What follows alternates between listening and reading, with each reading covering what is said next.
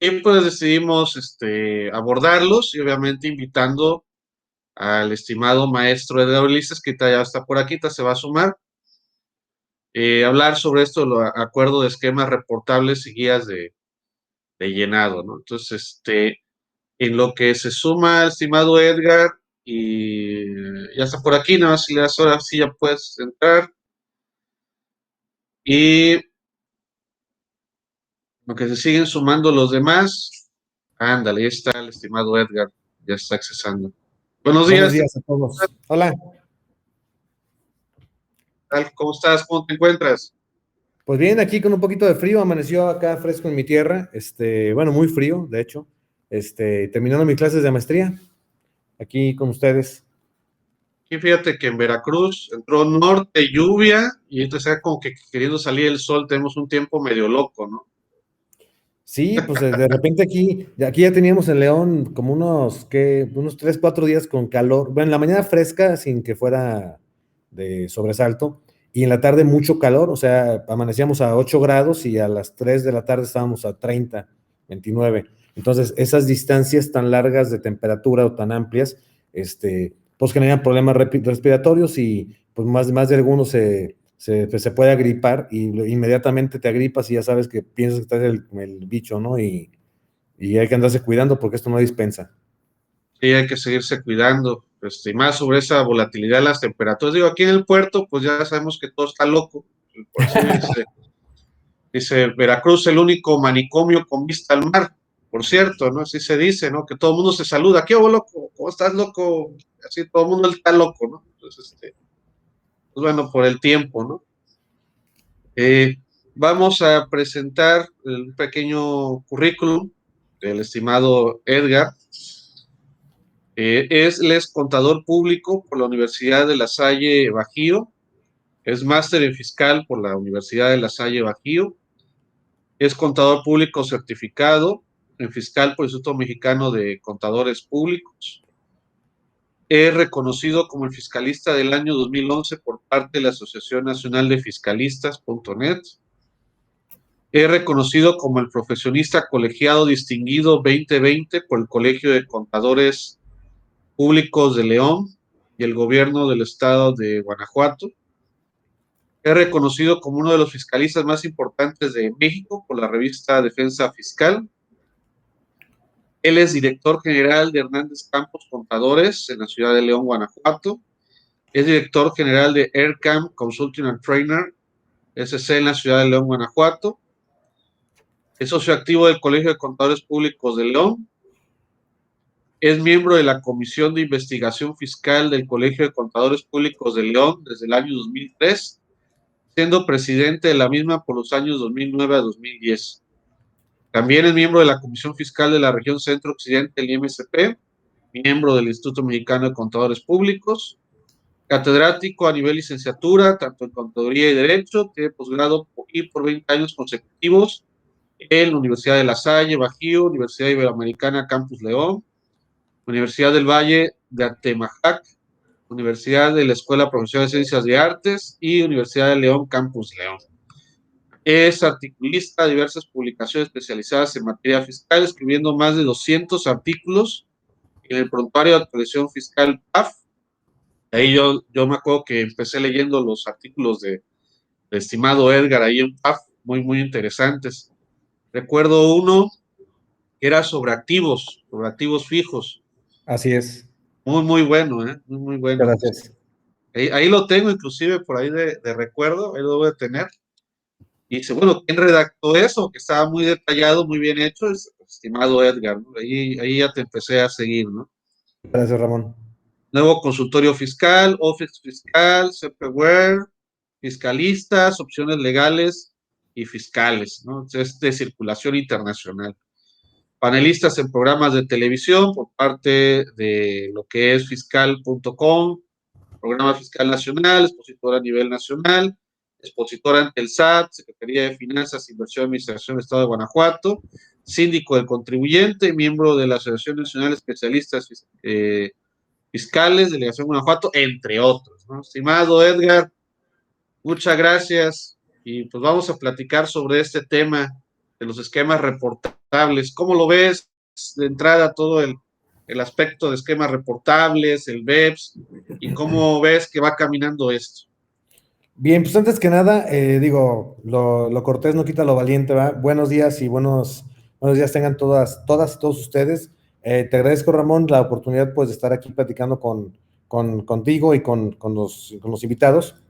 Y bueno, pues yo en lo particular, creo, y no porque sea mago ni que tenga de asesor fiscal a Madame Sassou, pero definitivamente México ha estado inmerso, no de ahorita, ya tiene tiempo, que México al pertenecer a la OCDE como organismo internacional, pues se hace un parteaguas donde México tiene pues la consigna de la OCDE de adaptar sus esquemas legales domésticos, por así llamarlo, aquí en México, donde México, al formar parte de la OCDE, se tiene que sujetar a sus lineamientos. Y me quiero ir como antecedente del esquema reportable para que veamos de dónde estamos, de dónde venimos y a dónde vamos a llegar, o dónde iremos llegando, porque esto evoluciona.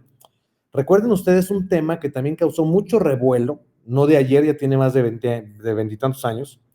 Me refiero a los precios de transferencia, como nada más a manera de ejemplo y por analogía, nada más. México, los precios de transferencia en el mundo empezaron a regularse en Europa en la época de los 60. La OCDE empieza a hacer esta regulación y México en aquella ocasión llega tarde. Llega tarde porque esto empezó su regulación mundial en los 60 y México lo incorporó en su legislación, en la ley del impuesto sobre la renta de aquel entonces, en el año 91. O sea, pasaron 30 años para que México se sumara a estos esfuerzos multinacionales de regulaciones fiscales internacionales. Entonces tardó 30 años. Lo que no sucede ahora, como tú ahorita comentas, Ramón, en el tema del BEPS. El BEPS es un acuerdo también emanado de la OCDE, contiene 15 acciones, dentro de los cuales, dentro de esas 15, México ya tiene instauradas de manera muy puntuales 3, que es la acción 1, la 5 y la 12, que la 12 es la de los esquemas reportables precisamente. Pero México, si lo comparamos, tardó 30 años en adaptar los precios de transferencia con las guías famosas de la OCDE, y hoy en México no pasaron ni 3 o 4 años que el BEPS toma fortaleza a nivel mundial y México empieza a recoger pues las recomendaciones, porque sí hay que decirlo, son recomendaciones que al final del camino viene la cuestión. Bueno, si es recomendación, pues es voluntaria, es obligatoria o qué características tiene. Y la OCDE, específicamente del tema de hoy, que es la acción 12 del BEPS, queda recogida en nuestra legislación fiscal en el título sexto del Código Fiscal, ahí en el artículo 197 para ser exactos. Y bueno, pues incorporan a la legislación esto de los esquemas reportables. Antes de irnos a las guías, que es el paso final, pues yo creo que antes de llegar a la meta tenemos que caminar la carrera. Y, y en primera instancia, bueno, ¿qué es un esquema reportable? Voy a tratar de ser muy claro, muy sintético, abierto a cualquier comentario. Por aquí tenemos una cajita de chat, cualquier Adelante, adelante. comentario, pues bienvenido, ¿no? El esquema reportable, primero, y es una pregunta que me hace mucha gente, inclusive lo acabo de ver en mis clases de maestría, el esquema reportable hay que entender que no es ilegal, porque la primera cuestión que se propone a la gente es, o lo que nos preguntan, oye, ¿por qué hay que reportarlo? Pues que esto está mal o es ilegal. No, no es ilegal. Sencillamente, la acción 12 del BEPS, que hoy está en el título 6 del Código Fiscal Federal, pues dice, oye, si tú por alguna causa, algún procedimiento, alguna idea, alguna estrategia, tienes un beneficio fiscal, y yo lo quiero traducir al español y despacio, si tú estás llevando a cabo una planeación fiscal, que evidentemente sabemos que una característica de una planeación es que debe de ser legal, entre otras tantas características, el fisco mexicano, al igual que lo hacen los demás fiscos del mundo que recogen las recomendaciones de la OCDE a través del BEPS, te dicen, oye, si lo que estás haciendo es legal, pues adelante, hazlo. Nada más te pido que me lo informes. O sea, repórtalo. Y de ahí nace en nuestra legislación doméstica la figura del esquema reportable, que son 14 esquemas contenidos en el artículo 199 del Código, donde la recomendación de la OCDE que le hace a los países, en este caso México en concreto, oye, pues si las empresas, y hablo de empresas en el sentido amplio, refiriéndome a personas físicas o morales, de Claro, manera indistinta, pues, si tú estás llevando a cabo alguna de estas, una o varias de estas operaciones o de estos procedimientos, porque al final del camino son procedimientos, pues sencillamente te pido que me los reportes. Esto entra materialmente, bueno, entra formalmente en vigor en el año 2020, pero materialmente entra en vigor hasta el año 2021. Y eso tiene una lógica muy sencilla. Eh, Como todos los reportes que tenemos que presentar, y ahorita vamos a ir para allá, tienen la característica de que se mandan por internet, revisten ciertas características, pues es lógico pensar que si la ley se reformó en 2020, pues el fisco no estaba preparado tecnológicamente para poder recibir esta información, y es por ello que se da en razón de forma, entran en vigor los esquemas en 2020, pero materialmente los reportes como ya obligatoriedad, como una obligación, se empiezan a presentar para el año 2021, que ya estamos en este proceso. Podemos establecer de entrada lo que define el código, lo hace de una manera pues muy puntual, pero yo lo quiero puntualizar un poco más. ¿Qué es un esquema adelante, adelante. reportable? Es una planeación fiscal.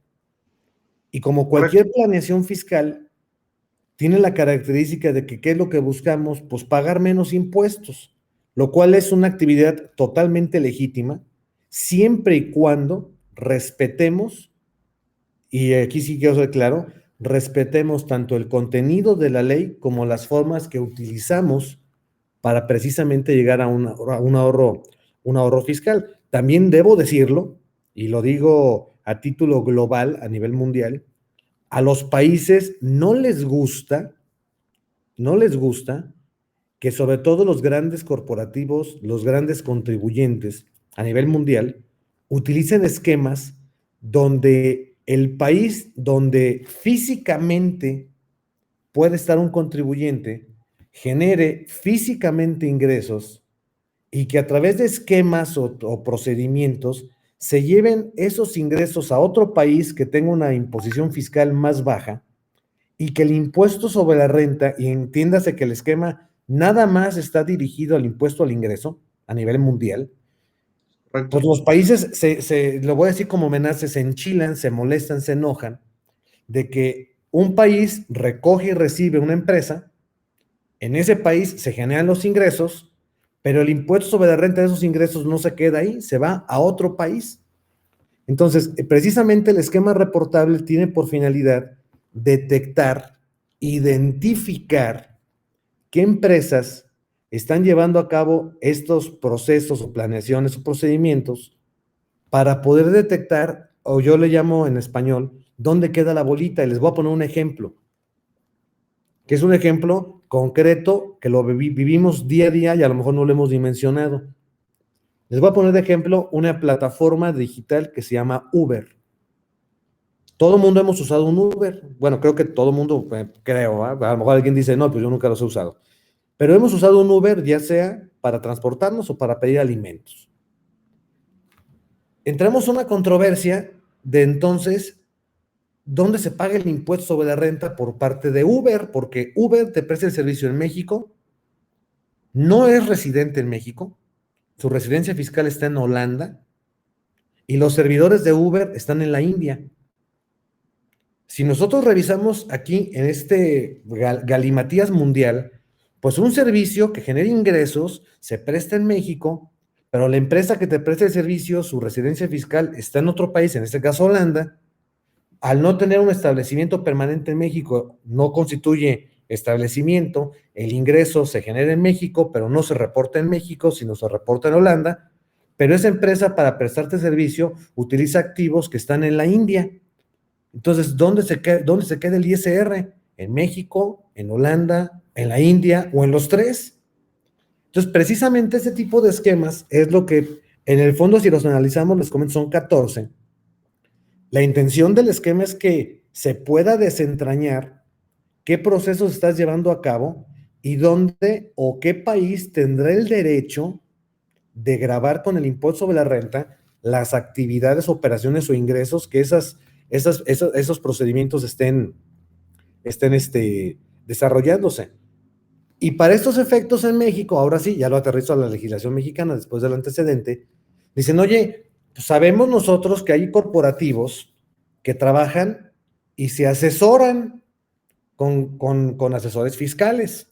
Y el asesor fiscal lo que les vende, entre otros múltiples servicios que vendemos, pues son planeaciones fiscales. Ahora en México exijo, ya no es, si quieres, en este punto exijo que el asesor se identifique, pido que el contribuyente que contrata al asesor se identifique y entre los dos, ya sea uno, ya sea el otro o los dos, me digan en qué consisten sus planeaciones fiscales. Entonces, vamos, como les decía, una cosa nos lleva a la otra y tenemos antecedentes. México se va adaptando más rápido al esquema mundial. Yo les voy a poner sobre la mesa un ejemplo de por qué México lo hizo más rápido que el tema que les puse en contexto de los precios de transferencia. Acuérdense que tuvimos un dictamen mal llamado fiscal, que hoy está acotado, tiene unas características muy particulares. El 32A de código ahí te dice, es optativo, solamente que tengas ciertas condiciones puedes optar por el dictamen, en fin. Como se eliminó el dictamen como lo veníamos conociendo de antaño, varias de las cuestiones, si ustedes han visto, ahorita iremos a la guía y al reporte y a la estructura del reporte, etcétera. Si ustedes revisan, prácticamente de lo que se eliminó del dictamen quedó recogido en el contexto de la integración del esquema. Entonces, en resumen, ¿qué es un esquema? Pues es una planeación fiscal. Y el código define que este esquema puede ser de dos grandes tipos. Un esquema al que se le llama, aquí lo vemos subrayado en amarillo, un esquema que se le llama generalizado y otro grupo de esquemas que se llaman personalizados. ¿Cuál es la diferencia entre uno y otro? Ambos son planeaciones fiscales, pero el generalizado es aquel que desarrolla un asesor, llámese persona física o llámese despacho, persona moral, y este esquema generalizado lo desarrollan, y lo voy a decir, pues que podemos pensar que lo desarrollan para que se venda como pan caliente. Tengo una charola y cualquiera que me lo quiera comprar, pues yo se lo vendo. Por eso la definición es muy clara y dice, son regeneralizados aquellos que buscan comercializarse de manera masiva, pan caliente, ¿verdad?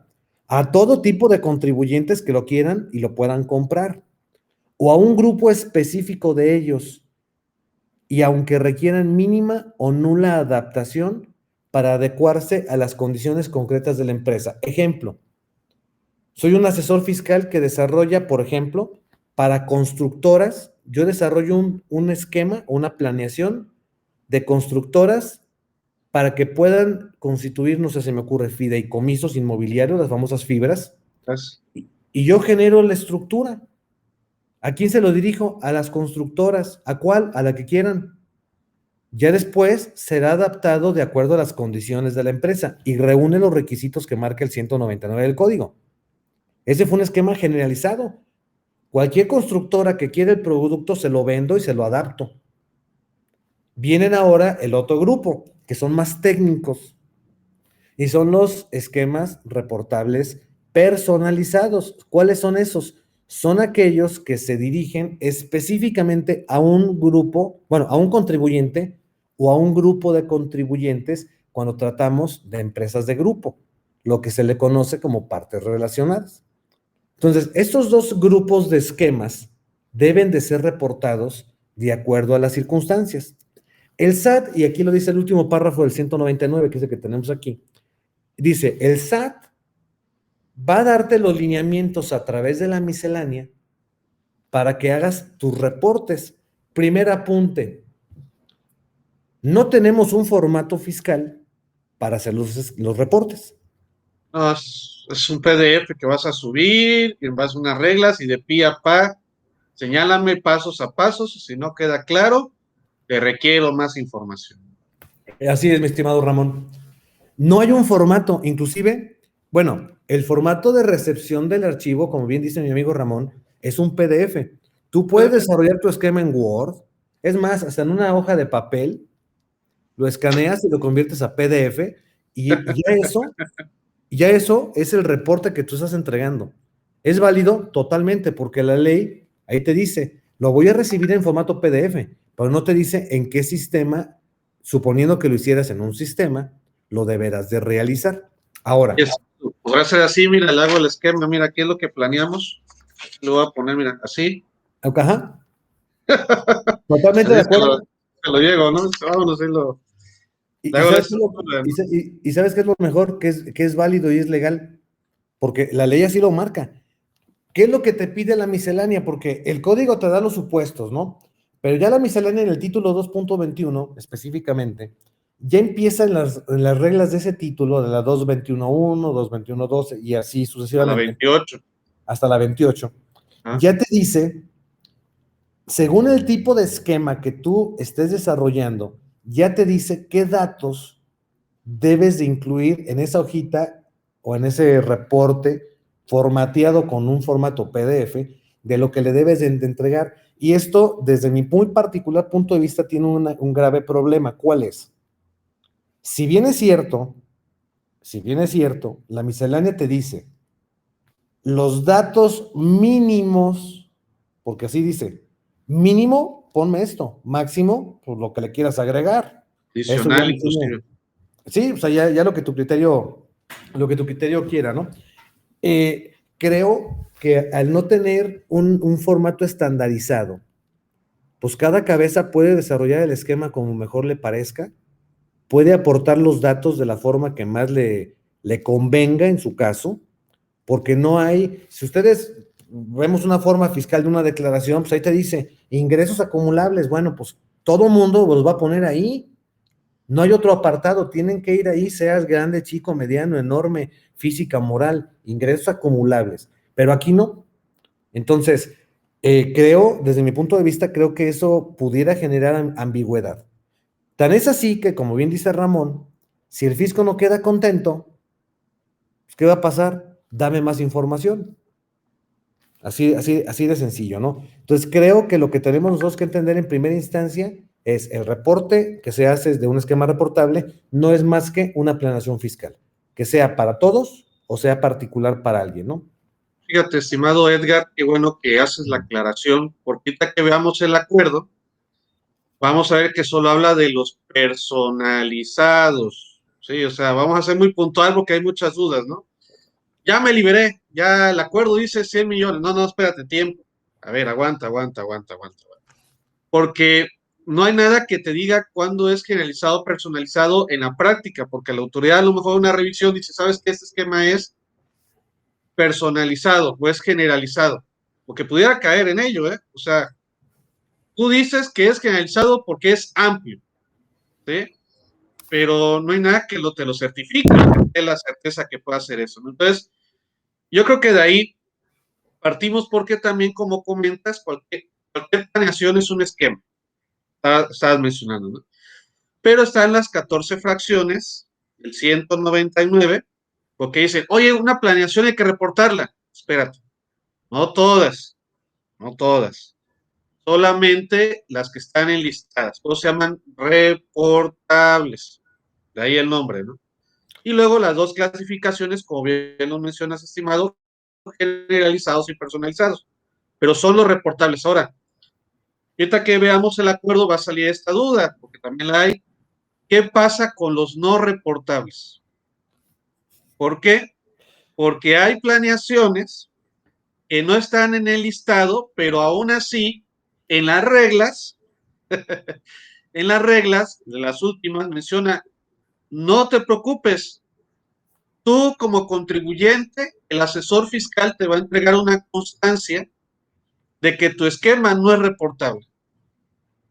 Dice, espérame, a ver, entonces, sí requiero una constancia que no sea reportable, aún sin embargo el acuerdo no me aplica porque solamente es para los reportables.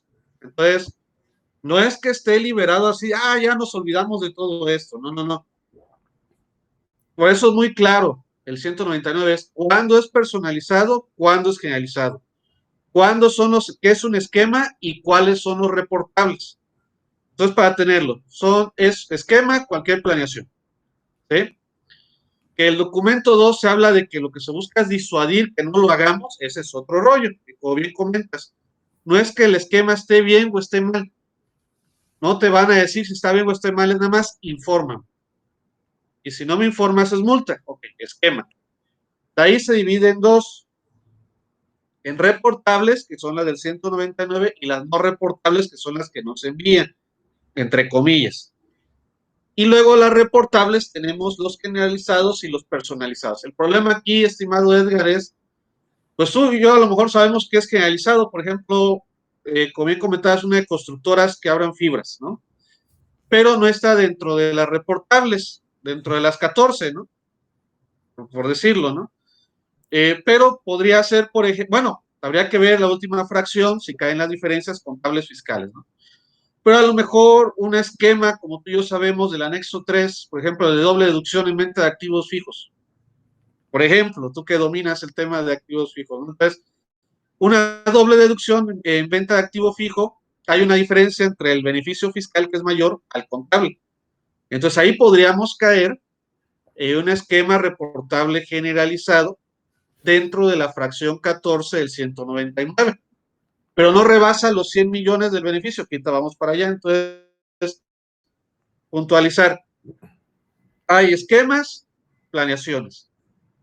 De esos esquemas se dividen en dos, reportables y no reportables. Los reportables son los del 199, 14 fracciones, y de los reportables se dividen en personalizados y generalizados. Ahora bien, hasta ahí vamos bien. Entonces, luego este párrafo, el 199, dice, será mediante reglas. Perfecto. Pero luego nos da una situación que dice, la Secretaría de Hacienda, mediante acuerdo secretarial, y eso estaba desde el 2019-20, que fue la reforma, nos va a dar a conocer los parámetros sobre los montos mínimos sobre los cuales no se aplicará lo dispuesto en este capítulo, o sea, todo el título sexto. El capítulo 1 solamente forma este título sexto. Entonces aquí es donde sale ciertas dudas. Bueno, ¿cuáles son los parámetros? ¿A quiénes les aplica? ¿A quiénes no les aplica? Se fue todo 2020 sin publicarlo y apenas ahorita el 2 de febrero, con el tamal en la mano, ¿sí? Pues era el día de la Candelaria, pues nos sale el acuerdo publicado y todo el mundo empieza a correr, ¿no? Porque todo el mundo estaba esperando, ¿no? Entonces, estimado, sobre el acuerdo y el beneficio fiscal, porque ahorita vamos a ver de beneficio fiscal, si quieren nos vamos directamente al acuerdo, del 2 de febrero. Y ahí está el acuerdo secretarial para la parte de los esquemas. El secretario Arturo Herrera da a conocer el párrafo que te manejaba el 199 para que nos liberara de esos esquemas. Bueno, ahora sí, estimado. Bien. ¿Qué das de tu lectura, de tu opinión al respecto? Sí, ahorita por ahí Fátima nos hace una pregunta, ahorita con todo gusto damos la opinión que consideremos. Miren, fíjense bien cómo está redactado, no acostumbro cuando me invitan a participar, incluso cuando expongo, no acostumbro leer, todo me lo aviento de capela o de memoria, pero en este caso sí es importante, como bien dice Ramón, me voy a permitir leerlo, reitero, no acostumbro a hacerlo, pero aquí por el tema creo que es conveniente, dice, el acuerdo único. No serán aplicables las disposiciones previstas en el capítulo único del título sexto del Código Fiscal de la Federación, denominado de la revelación de esquemas reportables, a los asesores fiscales o contribuyentes respecto de los esquemas reportables a los que se refieren las fracciones 2 a 14 del 199. Siempre que se trate de esquemas reportables, subrayenle ahí, personalizados. ¿Correcto? Y el monto agregado del beneficio fiscal obtenido, y aquí subrayenle, o que se espera obtener, es algo también muy importante, no exceda de 100 millones de pesos. Aquí hago una pausa. Es del beneficio obtenido, o sea, un hecho pasado ya se puede cuantificar, o de un beneficio que esperas obtener. Y aquí les voy a hacer un par de planteamientos prácticos. Al hablar de que un beneficio fiscal se vaya a obtener, va a depender de muchos factores y algunos de ellos no estarán en el contribuyente. Entonces, ayer platicando con un socio de una firma internacional, no digo marcas, pero es una de las 4 grandes, él me decía, oye Edgar, ¿de qué te preocupas? Digo, no, pues si no estoy preocupado, nomás que es más trabajo. Pero bueno, pues algo eso no me preocupa nada, ¿no? Dice, mira, así como está redactado, insisto, es un punto de vista, no necesariamente es el mío, pero es otra óptica que nos abre más allá la mente o las dudas. Decía este sujeto, decía, oye, yo así como está redactado, como es sobre el futuro y no tengo certeza del futuro, yo puedo optar por no reportar nada, porque yo no sé si a lo mejor sí se llegan a dar los 100 millones. Ah, caray, ya me hizo pensar, porque digo, desde su punto de vista, tiene razón. Yo hoy decido no reportarlo porque yo no sé si rebase los 100 millones o no. ¿Cuál es el problema? Que probablemente cuando hacemos nosotros una planeación, pues nosotros ya estamos esperando un resultado, obvio. Si Sí, no, sí, ¿para qué claro. lo hago, no? O sea, yo ya lo estoy esperando, pero no sé con certeza el número exacto que voy a obtener, sobre todo cuando dependo de factores que no están en mis manos. Ejemplo, un tipo de cambio, un factor inflacionario, en fin, una devaluación, una pandemia. O sea, hay elementos que no tengo controlados. Entonces, entramos a otro supuesto importante y les pido que también lo subrayen, porque todavía, y lo digo con todo respeto, pero lo he visto al día a día, es muy complejo y platicando con especialistas, ni los que nos dedicamos a esto nos ponemos de acuerdo. Yo le quisiera preguntar a Ramón, a ver, porque no, digo, no le he preguntado y no sé qué opinión le merezca, ¿no? Mi estimado Ramón, en tu opinión, ¿para ti qué es un beneficio fiscal obtenido? El beneficio fiscal que está en el quinto párrafo del 5A es cualquier disminución, diferimiento. O sea, cuando hacemos una planeación fiscal, siempre es, mira, esta planeación te va a generar una disminución de tanto. Entonces, el beneficio fiscal realmente es eso, el remanente de esa implementación, de esa planeación. Entonces, cuando nosotros diseñamos los esquemas, o nos dan a conocer las planeaciones, pues vemos, bueno, esta práctica, por ejemplo, un leasing back, vía lo que es un arrendamiento de vías de regreso, ¿no? Mira, este financiamiento te está generando tanto y para el pago de impuestos una disminución de tanto. ¿Cuánto es tu beneficio fiscal? Es esto. Esto es lo que te estás ahorrando de impuestos. Ahora bien, cuando nos revisan, porque esto no es nuevo, Edgar, o sea, ya en revisiones esto nos lo checan. Y hay gente dentro del SAT que está capacitado en ello. O sea, oye, esta es una planeación, Ramón, sí, mira, esta es una planeación, mira, aquí está. Toma el cuadernillo. Y ven la corrida financiera, mira, esta inversión, esta figura generó tanto de deducción, obviamente pegó en el impuesto, ¿no? Pero a futuro está generando un ingreso, que es el famoso beneficio económico esperado que está en el mismo 5A, y él obviamente pues tiene un beneficio fiscal que es la reducción del impuesto. Está en el 5A, ¿sí? Entonces, el título sexto, vamos a recoger varias cosas del 5A del código. Entonces, el beneficio fiscal obtenido es el del esquema que tú implementaste, cuánto te ahorraste del impuesto. Ahora bien, como tú lo comentas, el esperado.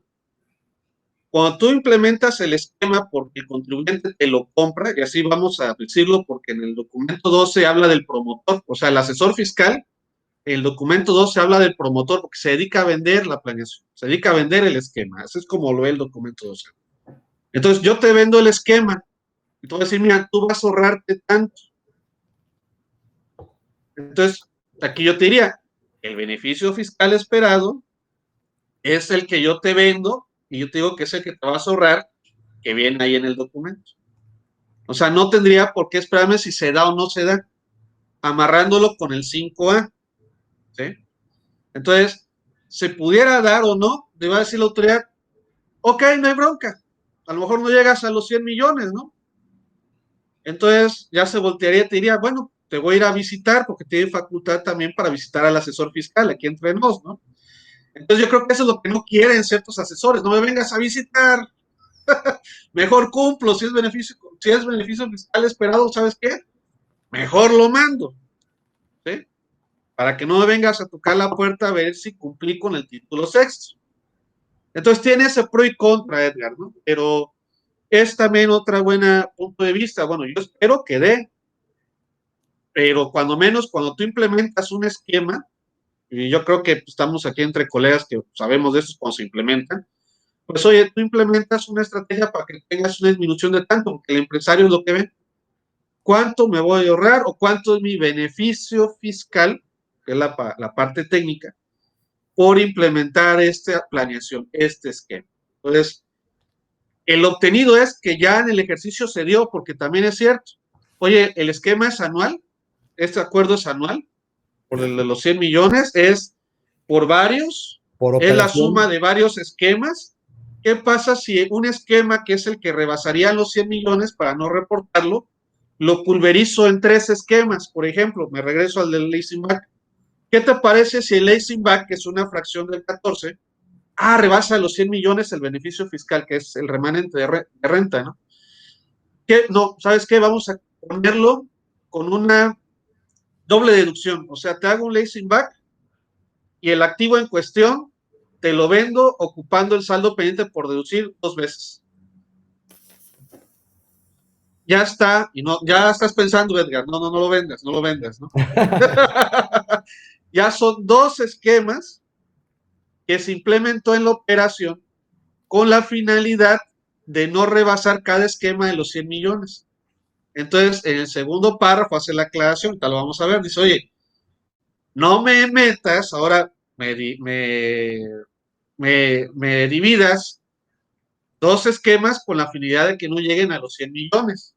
Entonces dice, la suma de los esquemas también se entenderá dentro de esos 100 millones. Entonces, es el beneficio fiscal. Y ahorita vamos a ver un ejemplo, a ver si estamos de acuerdo, porque también hay mucho ruido, ¿no? Oye, ¿cuál es el esquema? Pues el esquema de la planeación. ¿El beneficio fiscal cuál es? Me regreso a la lámina para que aterricemos lo que es un esquema que está. En el 199 dice, se considera beneficio fiscal el que menciona en el 5A del código, el quinto párrafo. ¿Sí? Entonces, ahí, luego el quinto A dice, ¿qué es un beneficio fiscal? Dice reducción, eliminación, diferimiento temporal de una contribución. Como bien lo dijiste, es impuesto sobre la renta. Porque también ya me comentaba en la semana, oye, puede ser una situación de implementación para que el salario base de cotización sea menos raíz y pagar menos contribuciones de seguridad social. Sería parte de un esquema, y dice, espera, es que la contribución, y ya nos iríamos a código, ¿no? Pero va enfocado el documento 12 y la implementación a impuesto de la renta porque el sistema tributario es internacional, es en base al método de renta. Así es. Entonces, a eso nos vamos a enfocar, porque ya también empezó, oye, para IVA, para ayer, para seguridad social, no, lo que dice contribución, ¿eh? ¿Y esto cómo se deriva? O sea, ¿qué es una reducción? El pago menor de impuestos. Una eliminación, un diferimiento, pegarle a la base y vas a tener un ICR menor a entera. Eso es un beneficio fiscal. Ahora, ¿cómo vas a llegar a esa disminución? Deducciones, exenciones, no reconoce una ganancia, ajustes, acreditamiento de contribuciones, recaracterizaciones, entre otras. ¿Qué sería la base sobre el cual te va a generar el beneficio? No sé si estemos ahí de acuerdo Sí, con totalmente esa de parte acuerdo. del Mira, 5A porque perdón, Edgar, es el 199 nos manda el 5A, ¿eh? Sí, y fíjate que me gustaría compartir aquí con nuestros amigos que nos están acompañando. Y, tengo un ejemplo que lo utilizo mucho en mis cursos o en mis clases, y todavía hay dudas de qué es el 5A. Lo voy a tratar de explicar con un ejemplo, a lo mejor coloquial. Lo voy a ubicar en el centro del país. Ustedes, bueno, tú estás en Veracruz, estoy viendo que aquí hay gente de Orizaba, de Monterrey, de Coahuila, por aquí vi una de México. Vamos a pensar que el 5A lo vamos a ver en este ejemplo, para que nos quede bien claro, y creo que se lo explico a mis alumnos y creo que me logro dar a entender. Fíjense, ¿qué es lo que persigue el 5A? Bueno, pues uno, la razón de negocio, la sustancia económica, los beneficios fiscales, como bien comenta Ramón, pero ¿cómo lo vamos a ver con un ejemplo? Fíjense el razonamiento del SAT. Es la cabeza del SAT la que está trabajando en cómo aplicarlo, ¿sí? ¿Dónde? En un acto de fiscalización que nada más, el 5A nada más se aplica en virtud de una auditoría. No pueden estar suponiendo que todos tienen 5A. Tienen que revisarlo en una facultad de comprobación del 42 de código. Principalmente la fracción 3, visitas domiciliarias, ¿no? Vamos a pensar el siguiente ejemplo. Edgar Ulises está situado en la Ciudad de México. Yo estoy en León, Guanajuato, donde la vida no vale nada. Entonces yo estoy en la Ciudad de México, pero tengo un cliente en Cuernavaca. Yo para llegar a Cuernavaca, o sea, al beneficio fiscal, yo para llegar a Cuernavaca tengo dos caminos. Yo puedo irme por la carretera libre y me puedo ir por la autopista. Los dos caminos me llevan a donde quiero llegar. ¿A dónde? Pues a Cuernavaca. En este caso, dos caminos me llevarán a un beneficio fiscal de un importe o de otro o de ninguno. Entonces resulta que yo decido escoger irme por la autopista en lugar de irme por la libre. ¿Por qué por la autopista, Edgar? Pues muy sencillo, mira, en la autopista pago la caseta, tengo un seguro de viajero, está en mejores condiciones, es más segura, pero es más larga. Ah, caray. O sea, vamos a pensar, no sé, es un ejemplo, vamos a pensar que son 30 kilómetros más. Pero llegué a Cuernavaca, que era lo que yo quería. ¿Por qué? Pues porque tengo seguridad, atención mecánica, un seguro, etc. La otra, yo pude llegar a Cuernavaca por la libre, ahorrándome la caseta y ahorrándome 30 kilómetros. Y los dos caminos me van a llevar a donde quiero llegar, a Cuernavaca. ¿Dónde entra el fisco para aplicar el 5A? Te pueden decir, oye Edgar, espérame, para llegar a Cuernavaca te fuiste por la pista, son más kilómetros, o sea, está más largo. Tuviste que pagar una caseta con un IVA también ahí que va en la caseta. ¿Y por qué te fuiste por la pista? Si te pudiste ir por la libre, te ahorras kilometraje y te ahorras el pago de la autopista. Entonces, ¿dónde entra el 5A con el esquema reportable? Oye, llevaste a cabo un proceso o un procedimiento que te pudiste haber ahorrado en dinero, y en ese caso, en el ejemplo que les planteo, en dinero y en tiempo. ¿Sabes qué? Yo, autoridad, tengo la facultad y te recaracterizo la operación. Aquí entramos entonces a los esquemas reportables, donde si la autoridad no queda convencida en alguna etiqueta que le hayas puesto a tu esquema, la autoridad se reserva el derecho de que te lo recaracteriza. Es decir, con otro ejemplo, si yo tengo, por ejemplo, recibo un capital en préstamo de un accionista de la empresa y resulta que el accionista me lo presta sin intereses, que es una operación del día a día muy frecuente en todo el mundo y aquí en México más. La autoridad te observa el préstamo y te puede decir, oye, espérame, ¿cómo que te están prestando sin intereses? No puede ser, porque si tú vas al banco y le pides prestado, el banco te va a cobrar los intereses. Entonces la autoridad te dice, no tengo razón de negocios. Correcto. No hay una razón de negocios, porque si tú como acreedor le prestas a otro, pues le vas a prestar para cobrar un interés que para ti representa un ingreso. Por tanto, la autoridad tiene la facultad de recaracterizar. Si amarramos el 5A, como bien dice Ramón, con el esquema reportable, también hay que ser muy cuidadoso, porque si yo en el esquema reportable lo pretendo ubicar, importantísimo, si el esquema que es reportable lo pretendo ubicar en alguna situación donde no sea reportable, la autoridad puede recaracterizarlo y te va a generar consecuencias.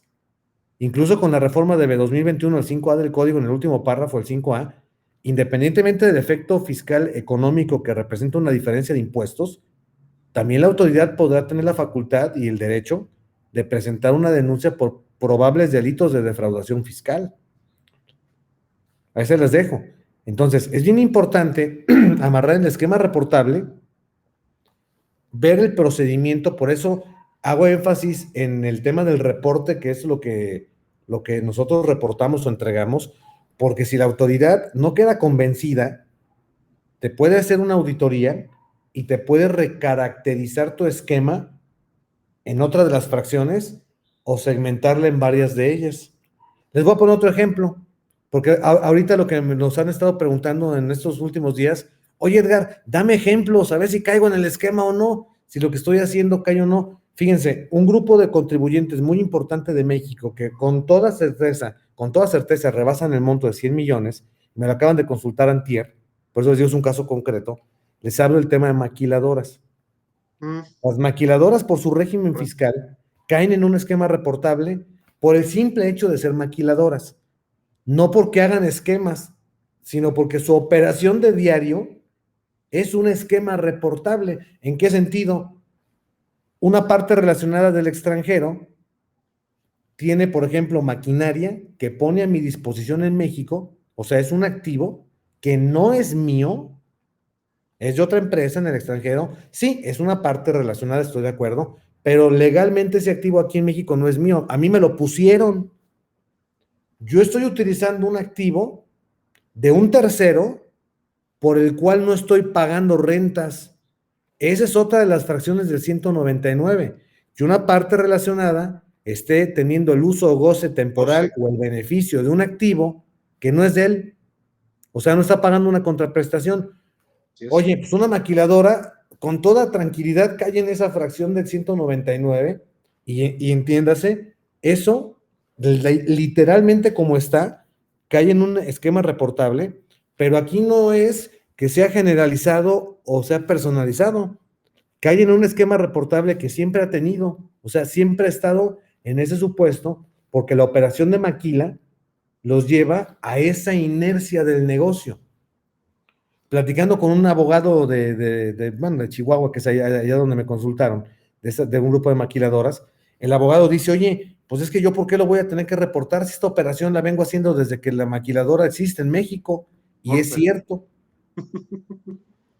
no es que estemos vendiendo una planeación, de hecho, ni siquiera es una planeación, es una operación natural de las maquiladoras, pero ya por ese simple hecho cayó en el esquema reportable. ¿A qué conclusión llegamos? Me pidieron mi opinión, yo dije, ¿saben qué? Curándonos en salud, pues, repórtala. ¿Qué tiene de malo? No, pues nada. ¿Qué Nada, vamos a ocultar? Pues nada, nada. pues repórtalo. Ah, caray, por ahí se rumora que el SAT ya está, insisto, se tiene que mejorar. El SAT ya va a tratar en un momento dado de ver cómo se comportan los esquemas para hacerlos más precisos. Porque hoy que hablamos de lo que establece el acuerdo, y ya lo comentaba muy bien Ramón, son esquemas personalizados Realizados. que rebasen 100 millones. Si es personalizado y no rebasa, no se reporta. Pero ¿qué pasa con los generalizados? ¿A partir de qué importe se reportan? No dice, no No hay, dice.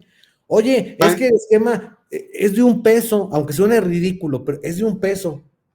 Así como está redactada la ley, repórtalo. Exacto, así es. Sencillo. Fíjate que ayer salió un documento por ahí no oficial que según te marca del SAT ya habla primero de las maquiladoras. Dice, oye, ¿cómo hago para obtener el beneficio fiscal? Dice, pues haz una estimación del costo de venta, de la depreciación, Y dice, oye, pues eso dónde está regulado, o sea, ahora tengo que hacer en base a esta estimación para ver el beneficio fiscal yo como maquiladora, ¿no? Me gustó el ejemplo del de la caseta. Ahí en el 5A, que es razón de negocios, que también es otro tema, y ya están las primeras revisiones de razón de negocios, porque no es 69B, es por qué efectuaste la erogación. Justifícame por qué lo estás realizando y no espero que lo hayas hecho para disminuir el pago de impuestos. Es todo un tema. Ahí tenemos que entrar a ver una figura que se llama economía de opción, lo que acabas de decir.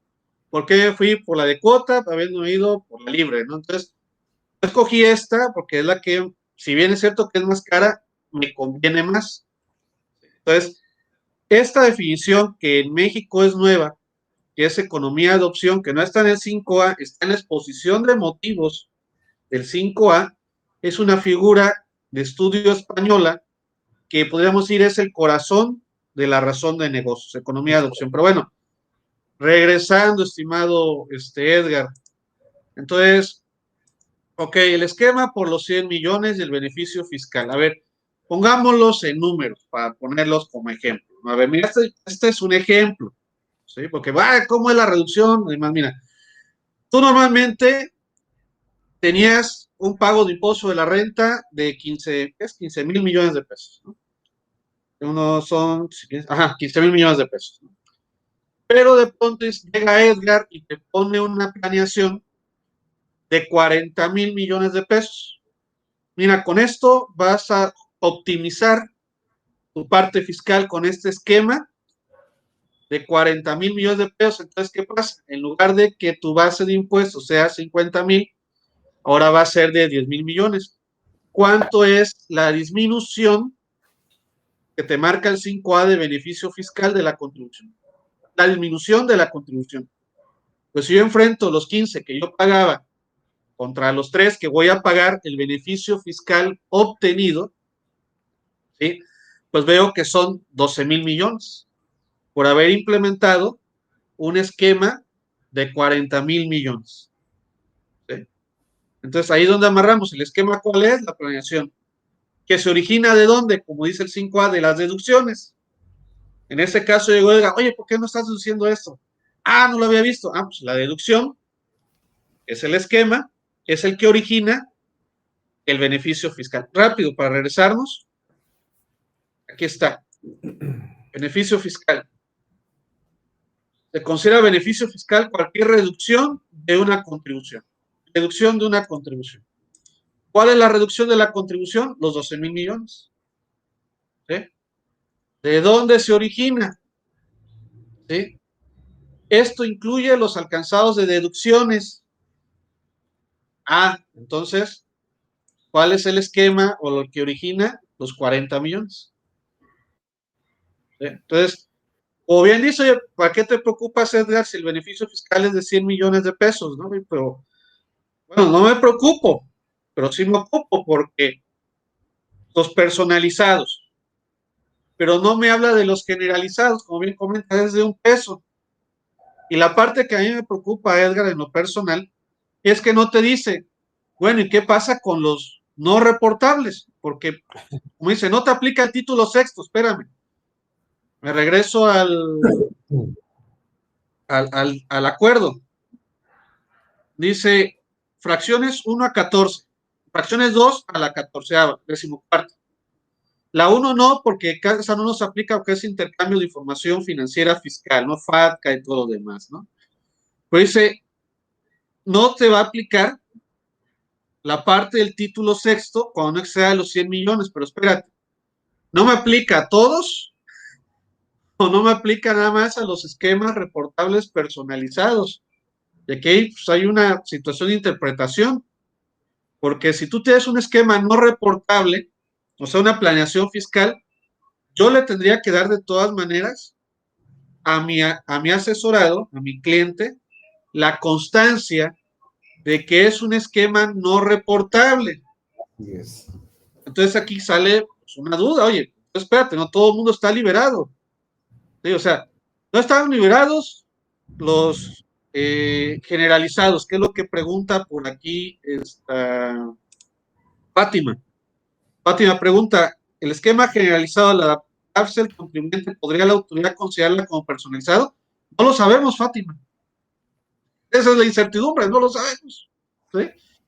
¿Cuál va a ser la característica? Si bien nos da la definición 199, pues la autoridad podría decirnos, ¿sabes qué? Esto es una situación generalizada y no te aplica el acuerdo y vámonos con multa, ¿eh? Porque el acuerdo no te libera de la multa porque podrías incumplirlo, ¿no? Como este caso que comentas, ¿no? Oye, eso tenía que reportarlo, no lo hice, perdón. Sí, no te preocupes, mira, aquí está tu multa.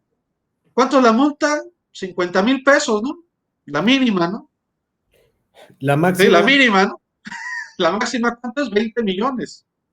¿Sí? Por eso no hay que cantar, ya la liberamos. No, no, no. Tenemos que checar bien cada esquema, el acuerdo, y pues yo creo que la autoridad va a tener que adecuar la regla que está dentro de la 221, es de las últimas, sobre los esquemas no reportables. ¿Sí? Y los esquemas generalizados con los personalizados, como bien comentas, Edgar, tendrá que sacar otros ejemplos, los minimis, que en un inicio nos había comentado la autoridad. Y lo único que ha sacado, que fue de rápido esta semana, fueron las guías de llenado, ¿no? Entonces, contestando la pregunta de Fátima, no lo sabemos. No sabemos cómo va a caminar esto, la realidad. A mí me genera incertidumbre eso, como bien comenta Edgar, ¿no? O sea, pues declarémoslo. Si estamos en un riesgo y no hay nada que ocultar, pues mandémoslo. Sí, nada más que es un trabajo especial, las reglas, por toda la información que te pide la autoridad, el marco contable, cómo fue la afectación, quiénes participaron, un diagrama de la operación, un diagrama, en qué parte del código me decía que un diagrama, el paso a paso, quiénes participaron, y esto qué onda, ¿no? La regla me está pidiendo información de manera excesiva, ¿no? Y la guía llenado va paso a paso con ello, pero sencillamente al hablar de un PDF, que es muy libre, pues la autoridad con la mano en la cintura, pues va a pedir más información, ¿no? No sé cómo lo y veas, ahora, estimado Edgar. y ahora fíjate que a propósito de lo que comentamos, ahorita digo, se me vino a la mente algo que es muy importante también que los que nos están escuchando lo consideren, y es que, por ejemplo, los esquemas, al ser tan específicos en el código, no duden, y de mí se acuerdan si no, no duden que en los próximos meses, o a lo mejor en el siguiente ejercicio, la autoridad, a la par del código, a la par de la miscelánea, saque, y lo quiero poner como analogía que quede bien claro, yo creo que va a emitir un anexo como si fuera el anexo 3 de no vinculativos, va a sacar un anexo de esquemas reportables, de mí se acuerdan si no. Tan es así que si ustedes revisan el formato de la declaración de personas morales, en la carátula del formato electrónico en el portal del SAT, vienen todos los datos del contribuyente, RFC, razón social, etcétera, ¿no? Se dictamina sí o no, presenta la DICIF sí o no, y luego abajo dice, esquema reportable, le das un clic al menú contextual y te viene una lista, porque recordemos que en el 2021, los únicos que tienen que reportar esquemas del 2020 para atrás son los contribuyentes, no los asesores. Correcto. Eso es algo muy importante también considerar. Si el contribuyente tuvo algún esquema reportable de 2020 para atrás, pero que sigue teniendo efectos fiscales en el futuro, está obligado el contribuyente a reportarlo de lo de 2020 para atrás, y de 2021 en adelante, ahora sí, contribuyentes y asesores. Entonces, ¿por qué me llama la atención esto? Porque esto los pongo en contexto. Porque estoy seguro, y de mí se acuerdan si no, ya no tarda la autoridad en un mes, 2 meses o al siguiente año, va a sacar un anexo, el anexo 3.1416. ¿Saben qué? Forma parte de la miscelánea, y aquí les doy la lista y el número de identificación del reporte, tal y como están conceptualizados los criterios no vinculativos. Tienen un número, la ley a la que aplica, y el nombre que distingue o que explica el contenido del Como era criterio. en el dictamen. como era en el dictamen, Dictamen que exactamente. se ponía el número del criterio que estaba aplicando la empresa del anexo 3, es correcto, Edgar. Y tenías que señalarlo. Tarde que temprano la autoridad lo va a hacer. ¿Cómo lo va a hacer? Ahorita ya empezó con 14 y los 14 no fueron creatividad del SAT. Son los 14 esquemas que propone la OCDE en el acuerdo 12 del BEPS, en la acción 12. ¿Sí? Pero ¿qué va a pasar? Bueno, pues la acción 12 del BEPS está encaminada a que se aplique en todo el mundo. ¿Qué es lo que va a suceder? Pues que México lo va a estar adaptando de acuerdo a las condiciones mexicanas, ¿no? Y creo que ya es hora, les quiero dejar una pequeña tarea, como soy maestro y me gusta dar clase pues de hobby, es un hobby que tengo hace 21 años, les voy a dejar una tareita para que vean de dónde, qué motivó a nivel mundial, se los voy a poner en el chat para que lo puedan apuntar y lo busquen en Google, fíjense bien, van a A ver, buscar a ver. lo que se le conoce como el doble irlandés. Si lo van a buscar en Google, a ver qué encuentran, el doble irlandés, y van a buscar un sándwich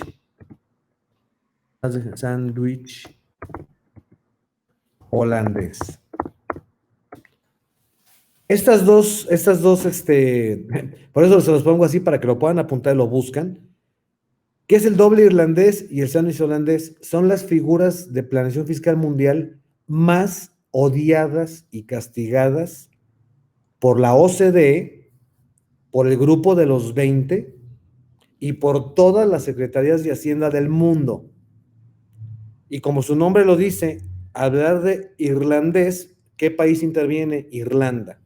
Al hablar del holandés, pues Holanda o los Países Bajos.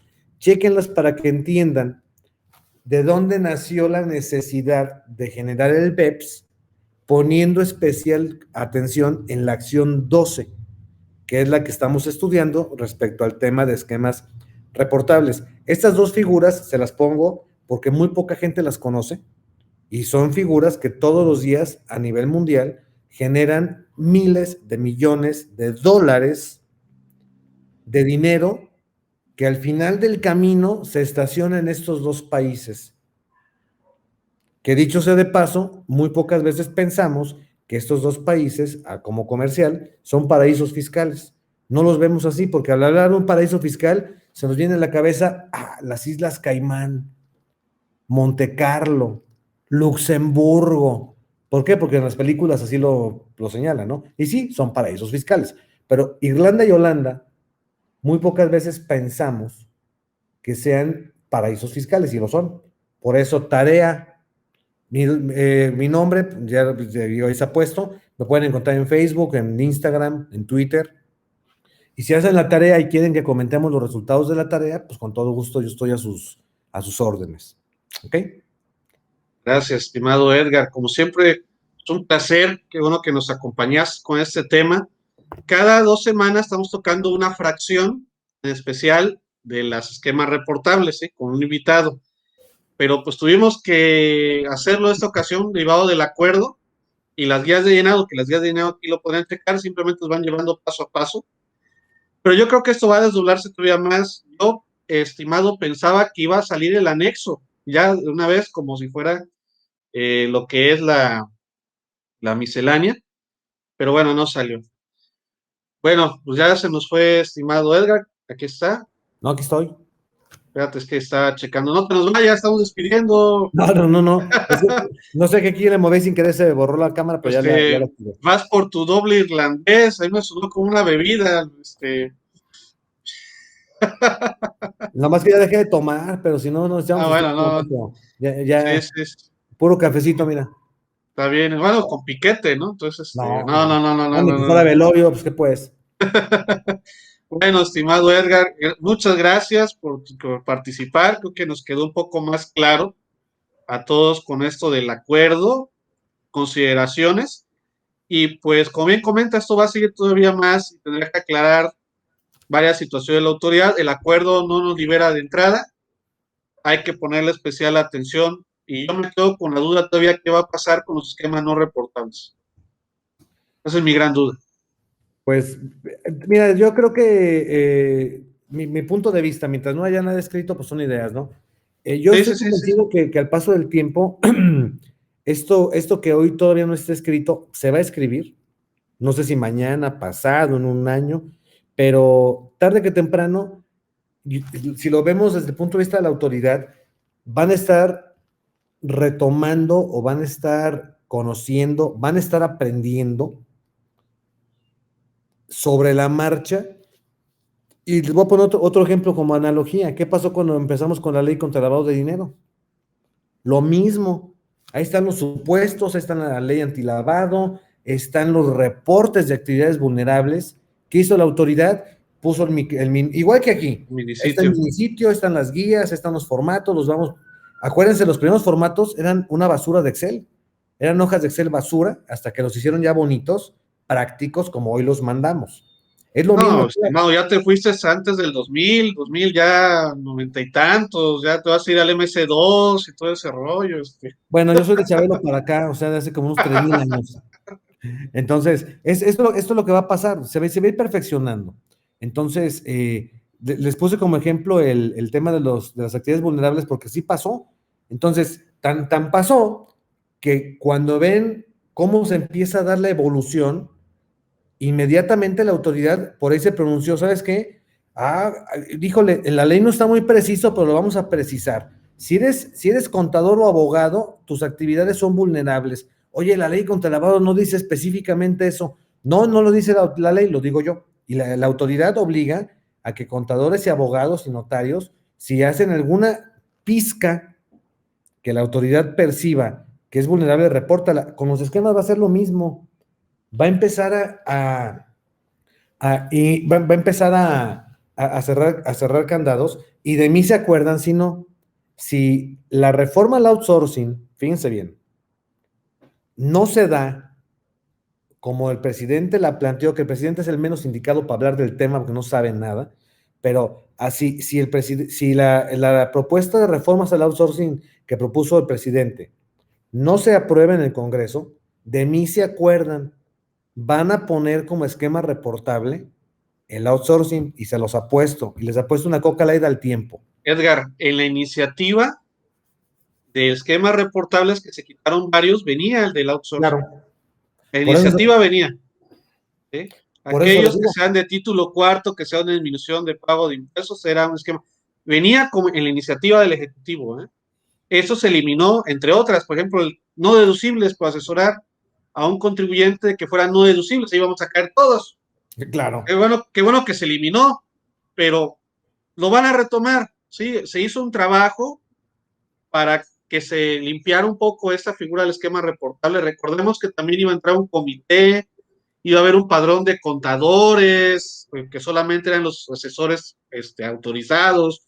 Hay varias cosas que se quitaron de la iniciativa, pero esa que tú comentas del outsourcing venía en la iniciativa. Entonces, habrá que esperar, vendrán más cambios y ojalá pues estemos aquí al tanto, y cuando esté nuevamente te invitaremos, estimado Edgar, esperamos que te encuentres, que estés de salud, tú y tu familia, todos Muchas los gracias. demás que también se cuiden, pues para seguir dando lata en este mundo fiscal, ¿no? Con todo gusto, mientras me inviten y se pueda, aquí estamos a la orden.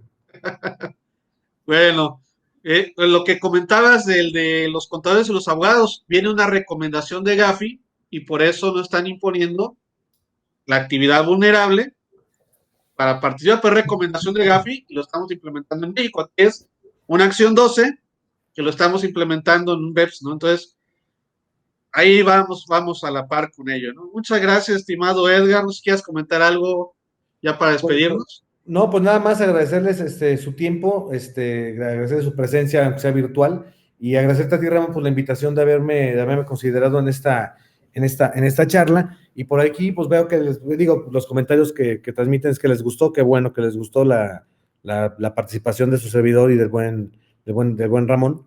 Y pues bueno, yo abierto, cuando gustes, hacer otra charla de algún tema donde creas que yo te pueda apoyar con algún comentario, pues a la orden, nos acomodamos y le damos para adelante. Gracias, Edgar. Hasta Miguel se espantó cuando dice, voy a tener a Edgar de invitado. Ah, se hizo Miguel. Ah, vaya, revivió. No, no, No, ahí está, ahí está. ya tengo rato que no sé mucho acá de Miguel en lo personal, pero me da gusto saber que está bien, y bueno, pues a seguirle dando para adelante como debe de ser. Bueno, pues que pasen buen fin de semana, feliz día del amor y la amistad, y pues que evalúen sus esquemas reportables también esta situación de amistad fiscal, ¿no? Un placer haber estado con ustedes y nuevamente, Edgar, muchísimas gracias. Gracias a todos ustedes. Eso va a estar en la barra de actualizándome y se retransmite vía Facebook también para que lo puedan checar. Si no les dio tiempo, veo que varios se subieron. Y pues tenemos también la gente que está vía Facebook, no en la plataforma, que accede a ello. Buen fin y muchas gracias. Cuídense mucho, Saludos. un abrazo, hasta pronto.